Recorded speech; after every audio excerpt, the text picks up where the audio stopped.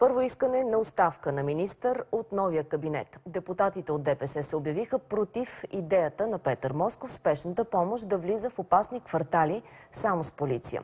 На извънредно заседание в парламента депутатите трябва да обсъдят парите за здравната каса за догодина. Богомил Грозев следи работата на парламента. Боги, здравей! Ще има ли оставка в правителството на Борисов?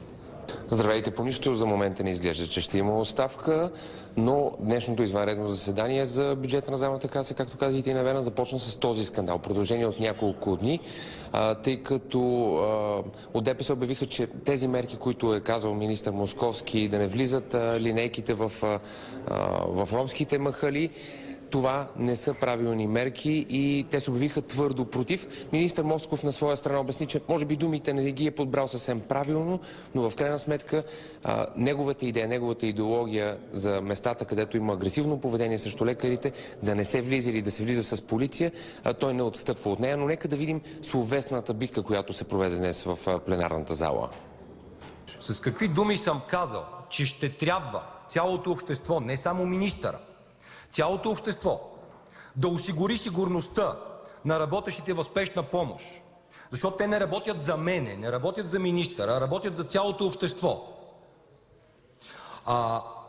е отделен въпрос и аз моля за извинение, ако някой е бил наранен от конкретни думи. Но отново казвам, аз стоя зад смисъла на всяка една от тези думи. Това, което съм казал, е да кажа истината. Нелепо е според нас предложението да се преговаря с ромски лидери. На база на какви принципи и правила те имат легитимност и носят отговорност пред когото и да е. Некоректно е посланието и към българския лекар. Колко нелепо е да се преговаря преди избори с местни ромски лидери, да ви питам аз. Тогава нелепо ли е? Или разнасянето на пачки с пари не са преговори, а си е чисто плащане. Преговорите са преди това. Може би някой друг ги прави вместо вас тези преговори. Колко са народните представители роми в българския парламент? Само 2.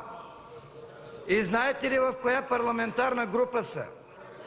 В парламентарната група на Движението за права и свободи. Партията на интегритета. Ще гласуват за ДПС ромите, защото гласуват за себе си. Уважаеми господин министър, ДПС ви призовава, подайте си оставката. Не заради това, че сте безсилен, а заради това, че сте силен до безумие и безразсъдство. Господин Кърджалиев, за мен е чест ДПС да ми иска оставка.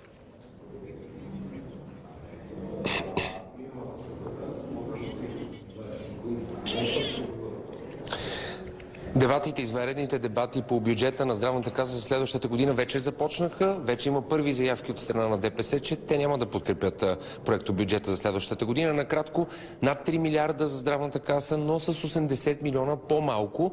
От Лекарския съюз вече предупредиха, че това ще наложи още в средата на следващата година около 100-150 милиона лева актуализация нагоре на бюджета на здравната каса.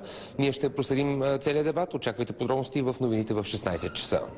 Благодаря ти, Богомил Грозев, с новините от парламента.